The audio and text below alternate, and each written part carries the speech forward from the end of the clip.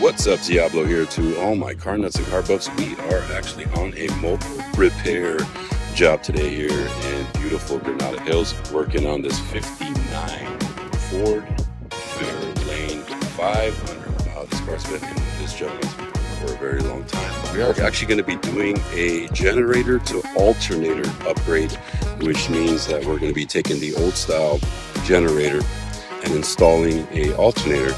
However, the caveat is that we're going to be putting in an alternator that looks like a generator.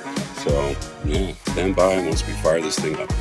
Pulling the old generator. Let me show you guys what I'm talking about. So this is a generator, factory generator, actually made by Ford itself. This is the original generator this vehicle actually came with when it came out of the plant. Okay guys, here is the new alternator made by PowerMaster that looks identical to a old school factory generator. Hooking up the new alternator here on the existing bracketry. All right, let's fire her up.